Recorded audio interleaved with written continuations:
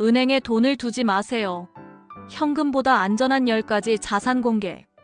은행은 안전한 금고가 아니다. 수많은 사람들이 월급의 대부분을 은행 계좌에 쌓아두고 혹은 정기예금에 묶어둡니다. 그들에게 은행은 안정의 상징이자 미래를 준비하는 가장 기본적인 첫걸음입니다. 하지만 아이러니하게도 오늘날의 은행 계좌는 우리의 자산을 지켜주는 곳이 아닌 인플레이션이라는 거대한 파도 앞에 무방비로 노출시키는 곳이 되었습니다. 1980년대만 해도 은행 예금 금리는 10%를 훌쩍 넘겼습니다. 당시에는 은행에 돈을 넣어두는 것만으로도 자산을 충분히 불릴 수 있었죠. 하지만 초저금리 시대에 접어든 지금 예금 금리는 물가 상승률을 따라가지 못하고 있습니다. 1억 원을 은행에 넣어두고 1년 뒤 이자로 100만 원을 받았다 한들 물가는 5% 올랐다면 실제 구매력은 400만 원어치 줄어든 것과 같습니다. 즉 이자는 받았지만 실제로는 손해를 본 셈입니다. 이제 우리는 은행의 높은 담장 뒤에 숨어있는 인플레이션의 그림자를 직시하고 능동적으로 우리 자산을 지킬 방법을 모색해야 합니다. 사례 1. 구매력 도둑맞은 은퇴자 A씨. A씨는 공무원 생활을 마치고 퇴직금 5억 원을 모두 은행에 넣어두었습니다. 그는 안정성이 최고라는 믿음으로 5년 만기 정기예금에 가입했습니다. 당시 예금 금리는 2%였고 그는 매년 1천만 원의 이자를 기대했습니다. 하지만 예기치 않게 인플레이션이 가속화되면서 물가는 매년 평균 4%씩 올랐습니다. A씨는 5년 뒤 5억 5천만 원의 원리금을 손에 쥐었지만 그의 기대와 현실은 달랐습니다. 5년 전 5억 원으로 살 수 있었던 아파트가 이제는 6억 원을 훌쩍 넘겨버린 것입니다. 명목상 금액은 늘었지만 그의 돈으로 살 수 있는 물건의 가치는 오히려 줄어들었습니다. 은행에 돈을 넣어두는 동안 인플레이션이라는 보이지 않는 도둑에게 구매력을 도둑맞은 셈입니다. 그는 은행 예금만으로 노후를 안정적으로 보낼 수 있을 것이라는 착각에서 깨어났지만 이미 늦은 뒤였습니다. 사례 2. 10년 만기 적금을 후회한 워킹맘 B씨. B씨는 자녀의 대학교 학자금 마련을 위해 매달 100만 원씩 10년 만기 적금에 가입했습니다. 꾸준히 돈을 모으는 것만이 정답이라고 믿었죠. 10년이 지나 총 1억 2천만 원을 납입하고 이자를 더해 약 1억 3천만 원을 손에 쥐었습니다.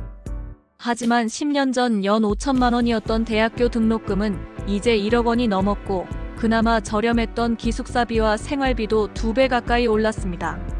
B씨의 1억 3천만 원은 자녀의 4년 학비조차 감당하기 어려운 금액이 되어버렸습니다. 그녀의 노력과 시간이 무색하게 돈의 가치는 인플레이션에 의해 녹아내렸습니다. 만약 그녀가 매달 적립식으로 물가 상승률 이상의 수익을 내는 자산에 투자했다면 자녀의 학자금 마련이라는 목표는 더 현실적이었을 것입니다. 사례 3. 목돈을 잠재운 사업가 C씨. 사업가 C씨는 사업체 매각 후 큰 목돈을 마련했습니다. 그는 사업 확장을 위해 당장 필요하지 않은 자금 10억 원을 은행 수시 입출금 통장에 넣어두고 기회를 엿보고 있었습니다. 이율이 거의 0%에 가까운 통장이었지만 언제든 현금화할 수 있다는 점이 장점이라고 생각했습니다. 하지만 예상보다 더딘 사업 확장 기회와 함께 인플레이션이 무섭게 진행되었습니다. 그가 사려고 했던 원자재 가격은 1년 만에 20% 가까이 올랐고 인건비와 물류비도 상승했습니다. 결과적으로 그가 1년 전 10억 원으로 살 수 있었던 것들을 이제는 12억 원이 있어야 살 수 있게 되었습니다. 그의 통장 잔액은 그대로였지만 그의 돈은 2억 원의 가치를 잃은 것입니다. 그는 인플레이션이 현금을 보유한 사람에게 얼마나 큰 기회비용을 안겨주는지 뼈저리게 깨달았습니다. 현금보다 안전한 10가지 자산. 인플레이션은 현금의 가치를 떨어뜨리지만 모든 자산의 가치를 떨어뜨리는 것은 아닙니다. 오히려 물가 상승기에 더 빛을 발하는 자산들이 있습니다. 이제 현금의 위험에서 벗어나 인플레이션에 강한 10가지 자산을 살펴보겠습니다. 부동산과 주택, 상업용 건물, 토지 등은 대표적인 인플레이션 해지해지 자산입니다. 물가 상승은 건축 자재비와 인건비 상승으로 이어져 부동산의 가치를 올리는 경향이 있습니다. 특히 주거용 부동산은 임대료 상승을 통해 인플레이션을 반영하며 안정적인 현금 흐름을 창출합니다. 원자재 금, 은, 구리, 원유, 곡물 등은 인플레이션의 직접적인 원인이 되는 자산들입니다. 따라서 물가가 오르면 이들의 가격도 함께 오르는 경향이 강합니다. 특히 금골드은 오랜 역사를 통해 안전자산이자 인플레이션 해지 수단으로 인정받아왔습니다. 물가 연동 채권. 이 채권은 원금의 물가 상승률을 반영하여 이자를 지급합니다. 따라서 인플레이션이 높을수록 더 많은 이자를 받게 되어 현금의 가치 하락을 효과적으로 상쇄할 수 있습니다. 대표적인 상품으로는 미국의 TIPS TREASURY 인플레이션 마이너스 프로텍티드 시큐러티즈가 있습니다. 가치주 및 배당주 밸류 앤드 디비덴드. 스타크스 인플레이션 환경에서 기업의 수익은 명목상 증가하는 경향이 있습니다.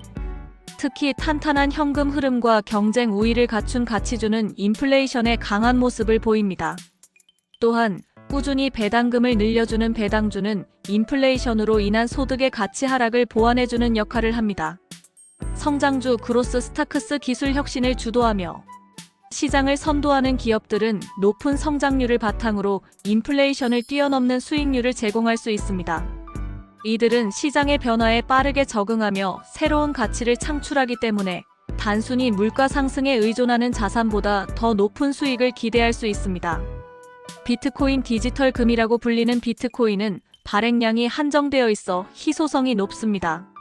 정부의 통화량 증발에 따라 가치가 하락하는 법정화폐와 달리 정해진 공급량으로 인해 인플레이션에 대한 해지 수단으로 주목받고 있습니다. 소규모 사업체 소유 스몰 비즈너스 오너십 인플레이션은 기업가에게 가격 인상의 기회를 제공합니다. 소규모 사업체는 원가 상승분을 판매 가격에 전가할 수 있는 능력을 통해 이윤을 유지하거나 늘릴 수 있습니다. 직접 사업을 운영하는 것은 자본소득뿐 아니라 노동소득까지 창출하여 인플레이션에 효과적으로 대응할 수 있게 합니다. 미술품 및 수집품 파인 아트 앤드 컬렉터벌즈 명작 미술품, 희귀한 와인, 한정판 시계 등은 그 자체의 가치를 가지며 시간이 지날수록 희소성이 높아져 인플레이션과 관계없이 가치가 상승하는 경향이 있습니다. 특히 경제 불안정기에는 안전자산의 성격으로 더욱 주목받기도 합니다. 원자재 기반 ETF 금이나 원유를 직접 구매하기 어렵다면 원자재 가격을 추종하는 ETF에 투자하는 것도 좋은 방법입니다. 소액으로도 다양한 원자재에 분산 투자할 수 있어 편리하며 현물 보관의 위험을 피할 수 있습니다. 프라이빗 에쿼티 및 벤처 캐피탈 프라이벗 에쿼티 앤드 벤처 캐퍼털 이 자산들은 상장되지 않은 기업에 투자하여 장기적인 성장을 통해 높은 수익을 추구합니다. 시장의 변동성에 직접적인 영향을 덜 받으며 장기적으로 기업의 성장이 인플레이션을 압도하는 경우가 많습니다. 다만 높은 진입 장벽과 긴 투자 회수 기간이 단점입니다. 결론 현명한 자산 분산만이 살 길이다. 이제 우리는 은행이 우리의 자산을 지켜주기 위해 존재하는 곳이 아니라는 사실을 깨달아야 합니다. 은행은 편리한 거래와 단기적인 유동성을 위한 공간일 뿐 장기적인 부의 증식을 위한 곳은 아닙니다. 인플레이션이라는 그림자는 앞으로도 우리의 삶을 계속 따라다닐 것입니다. 현금이라는 자산은 그 그림자에 가장 취약합니다. 우리에게 필요한 것은 현금을 고수하는 것이 아니라 현금의 가치 하락을 막아줄 수 있는 다양한 자산에 현명하게 분산 투자하는 것입니다. 자신의 재무 목표와 투자 성향에 맞는 자산들을 찾아 분산 투자하고 끊임없이 공부하며 시장을 주시하는 것만이 인플레이션으로부터 우리의 소중한 자산을 지켜내는 유일한 방법입니다. 현명한 선택으로 자신만의 든든한 금고를 만들어 가시기 바랍니다.